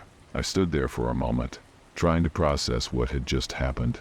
I felt a chill down my spine and an urgent need to leave. As I turned to go back to my van, I heard hurried footsteps, and the feeling of being watched intensified. I got into my van and started the engine, determined to get out of there as fast as I could. The road back seemed even darker and more sinister. Suddenly, the engine started to fail, and the van stopped completely. I tried to restart it, but it wouldn't respond. I looked through the rearview mirror and saw a figure slowly approaching. Panic took over me. I was stranded in the middle of nowhere with something or someone coming my way. My thoughts scrambled, and one idea resonated in my mind. I should have listened to the receptionist's advice. Panic gripped me as I watched the figure approaching through the rearview mirror. I was completely alone, with no cell signal, and my van was useless. I opened the door and stepped out, hoping the fresh air would clear my mind. The figure slowly approached, revealing an elderly man with a fragile appearance holding a flashlight. His face was weathered by time, but his eyes conveyed an unsettling calm. "Are you okay?" he asked, with a raspy, calm voice. I saw your van stopped and thought I could help. I thanked him, still nervous, and explained the situation. He nodded, seeming to understand. "My house is just a few minutes from here. I have tools, and I can help fix your vehicle. Come. It's better than staying here in the dark." Despite my instincts screaming not to trust strangers, the lack of options led me to follow him. The walk through the forest was tense. The man, who introduced himself as John, walked with firm steps, as if he knew every inch of the terrain. After a few minutes, we reached a small wooden house, illuminated only by the faint light of his flashlight. John opened the door and invited me in. The house was simple, with antique furniture and a crackling fireplace. He offered me a cup of coffee while he fetched his tools. Sitting in the living room, I observed the details around me. There were old photos on the walls, depicting a happy family in better times. One of them caught my attention, a young woman who resembled the one who had answered the door at the cabin where I had delivered the package. Before I could ask, John returned with a toolbox. "Let's fix your van," he said with a gentle smile. I thanked him and followed him back to the road. The night was colder, and the silence was almost palpable. As we worked on the van, John told me about his life. He mentioned that the road where my van broke down was known for truly scary stories. Many delivery drivers avoided that route due to unexplained events, but you seem to be lucky, he said, tightening the last piece. Now, your van should work. I tried to start the engine and to my surprise it roared back to life. I thanked John for his help, and he gave me one last piece of advice. Be careful with those nighttime deliveries. Not all horror stories are just legends. With a handshake, I bid him farewell and headed back to the city. The road seemed less threatening now, but John's words echoed in my mind. That night, I learned that haunted delivery routes hold secrets that many prefer not to uncover. With the van running again, I felt a fleeting sense of relief. John's words echoed in my mind, mixing with the accumulated fatigue of the long night. The way back seemed endless, but finally, I spotted the familiar lights of the city. As I pulled into a gas station to fill up the tank, I noticed the attendant staring at me intently. "You're the delivery driver who went to the old highway, right?" he asked with a mix of curiosity and concern. I nodded, intrigued. It's rare for someone to come back from there without trouble. What did you deliver? I hesitated, remembering the woman in the cabin and the urgency in her eyes. Just a package, nothing special. The attendant, whose name was Rick, seemed eager to know more, but he respected my reserve. Well, be careful out there. Delivery driver horror stories are more common than you think. As I filled up the tank, Rick approached me again. You met John, didn't you? He asked, lowering his voice. I nodded, telling him about the old man who had helped me with the van. Rick turned pale and looked around, as if afraid of being overheard. John, he's known for helping strangers, but there's something you should know. The woman in the cabin, she's dangerous. Dangerous how? I asked, feeling a chill down my spine. Rick sighed, clearly disturbed. She has a complicated history. People say she's involved with dangerous folks and that John helps her hide. There are many rumors, but no one really knows what happened. Just be careful. As I finished filling the tank, my phone started ringing incessantly. It was an unknown number. I answered, and the voice of the woman from the cabin sounded on the other end of the line. Please, I need your help again. They're after me. The call abruptly ended, leaving me bewildered. I received several text messages afterward, all from her, begging for help and giving vague clues about her whereabouts. Confused and uneasy, I tried to make sense of what was happening. Her messages spoke of a dangerous man pursuing her, someone who would stop at nothing to find her. She recounted scary encounters and narrow escapes. She seemed desperate, but at the same time, she wasn't giving enough information for me to actually help. Rick noticed my discomfort and approached me again. She called you, didn't she? He asked. I nodded, showing him the messages. Rick shook his head, concerned. It's best for you to go home and forget about this whole thing. Many people have gotten involved with her, and it didn't end well for them. I decided to ignore the messages and not return the calls. John had warned me, and what I had already experienced that night was enough. I turned off my phone and got back into the van. The road back home seemed longer, but I was determined to leave it all behind. Upon reaching home, I had tried to calm my thoughts and fell asleep with the hope that the morning would bring clarity and that this nightmare would end. Little did I know that some delivery driver horror stories never truly end. My name is Frank, and this is one of the delivery driver horror stories I will never forget. It was a regular Friday night and I was in the middle of my delivery routes. The weather was awful, with constant rain and thunder. It was almost 11 p.m., and I was on my way to my last delivery. The address led me to a secluded neighborhood known for its narrow, poorly lit streets. The house seemed to be in the middle of nowhere, surrounded by tall, shadowy trees. When I arrived, I noticed that there were no lights on. I found it strange, but I got out of the car with the pizza and went to the door. I knocked a few times, but no one answered. I decided to call the number on the order. A female voice answered, sounding scared and rushed. Please, leave the pizza on the porch and leave. Now! That didn't feel right, but I obeyed. I left the box on the porch and returned to my car. As I was walking back to my car, I saw a figure through the window of the house. It looked like a woman, but before I could be sure, I got into my car and started the engine, feeling a chill down my spine. I had read many truly scary stories of delivery drivers, but this situation was starting to become one of my own scary delivery experiences. As I drove back to the city, I noticed a car following closely behind me. The bright lights blinded me through the rear-view mirror, and I started to speed up. My mind was racing, thinking of all those bizarre horror stories my colleagues like to tell. The car behind me kept getting closer, and I felt panic rising. Suddenly, the car behind me accelerated and pulled up next to me. I caught a glimpse of the driver, a man with a disturbing appearance who gave me a sinister glance before speeding ahead and disappearing into the darkness. My heart was racing, and all I could think about was getting home as fast as I could. I tried to calm myself, but the feeling of being followed persisted. The road seemed endless, and my mind couldn't shake off that disturbing look. I wondered if he was part of any of the true terror tales I had heard from other delivery drivers. Finally, I spotted a 24-hour diner and decided to stop to calm my nerves and grab some coffee. As soon as I walked into the diner, I noticed it was almost empty, except for a man sitting in the corner watching my every move. I ordered a coffee and sat down far from him, trying to shake off the uneasy feeling. That's when my cell phone rang. It was an unknown number. I hesitantly answered, and the same female voice that had answered before whispered, "He's watching you. Leave now." I looked around, but I didn't see anyone strange other than the man in the corner. The waiter also seemed calm. My heart raced again, and I decided to leave immediately. I ran to my car, constantly looking over my shoulder. As I started the car, I saw the man from the diner walking out, starting to follow me on foot. The delivery driver horror stories flashed through my mind like a horror movie. He couldn't be real, but he was. I sped down the road, trying to lose him, but the feeling of being followed persisted. Suddenly, my car started to lose power, and the engine died. I pulled over to the side of the road and tried to restart it, but nothing worked.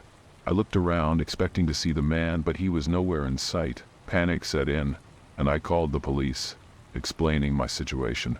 As I waited, I saw headlights in the distance. My heart raced when I recognized the car that had been following me before.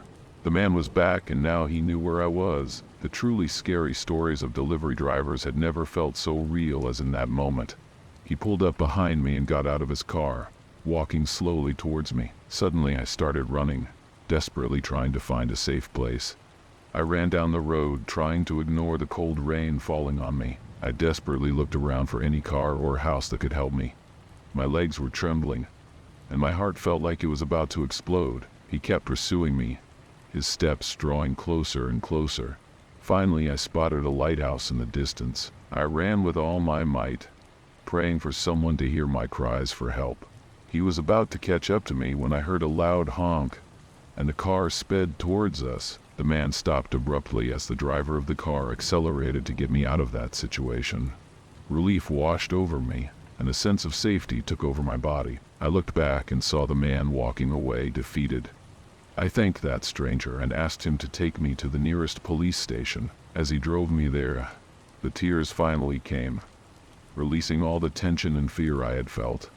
At the police station, I gave my statement about what had happened. Now I had my own delivery driver horror story, and I couldn't believe that what had happened was real. Working as a night delivery driver has always had its challenges, but nothing could have prepared me for that fateful night. My name is Alex, and I work for a quick delivery company. There are plenty of tales of true and scary horror stories from delivery drivers, but up until then, I thought they were just stories to spook newcomers. That night, however, would change my perception forever. I received a delivery order slightly off the usual route. The package was to be delivered to an isolated house at the end of a dirt road. The night was cold, and the fog was thick, making it hard to see. Haunting delivery routes were a common topic of conversation among colleagues, but I never imagined I'd experience one of these horror stories myself. As I approached the house, I noticed the porch light was on, but it seemed like no one was expecting me. I parked the van and got out, carrying the box to the door. I knocked 3 times and waited.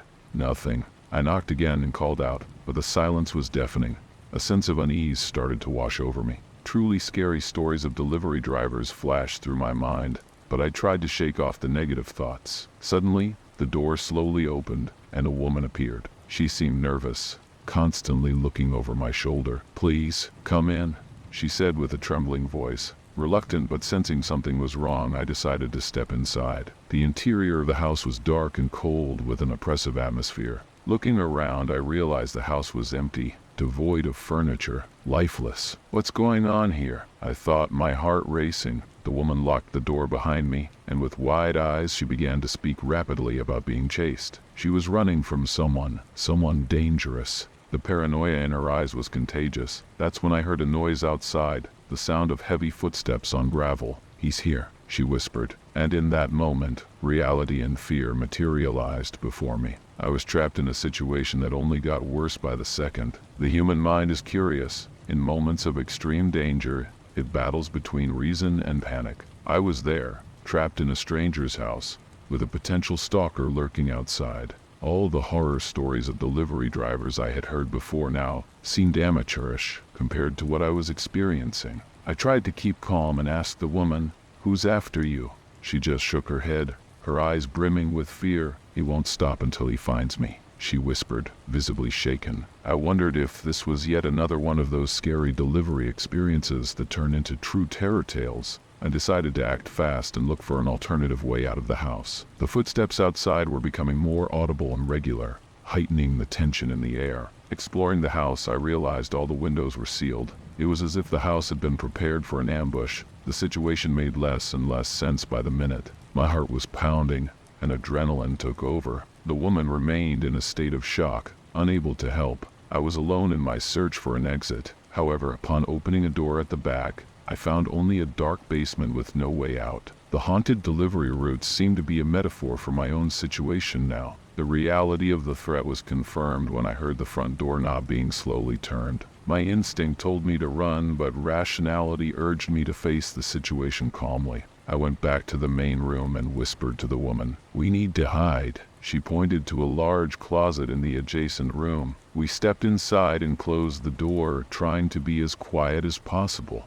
In the dark, the silence was broken only by our heavy breathing. The footsteps inside the house drew closer, and then a man entered our field of vision through the crack in the closet door. He was dressed in black, his face cold and calculating. Fear consumed me, but I knew I couldn't let myself be caught. He searched the house methodically, and the tension grew with each of his movements. I could feel her terror beside me, and my own fear escalated as I realized I was living through a true and scary horror story. It was a fight for survival, a psychological battle that challenged me to keep my cool in the face of the unknown. The closet was small and stuffy, and I could feel the fear radiating from the woman next to me. The man continued his search, each step increasing the tension in the air. In that moment I realized I was trapped in an episode of a true horror story I had always heard about, but never truly believed in. I knew I had to act fast before he found us. Finally, the man reached the closet where we were hiding. He paused for a moment, and I held my breath,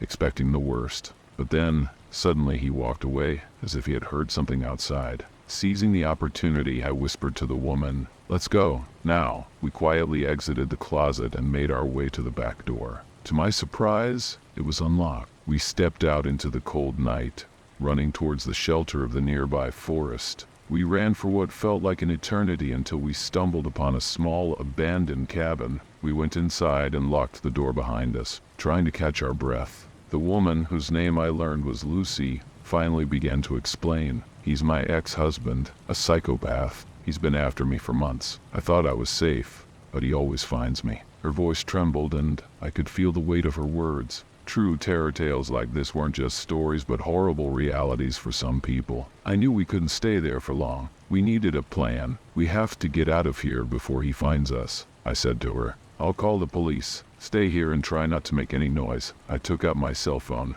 my hands shaking, and dialed 911. I quickly explained the situation, and they promised to send a patrol car immediately. As we waited, I tried to remain calm, but every sound in the forest seemed like a harbinger of our doom. Finally, I heard sirens in the distance. The feeling of relief was overwhelming. When the police arrived, I explained everything that had happened. Lucy was taken to a safe place, and I stayed to give my statement. The man was captured shortly after, and the night finally came to an end. The scary delivery experience was over, but the memories of that night would stay with me forever. Horror stories of delivery drivers. If you enjoyed the video you just watched, you won't want to miss this next one. Click now and I'll see you there.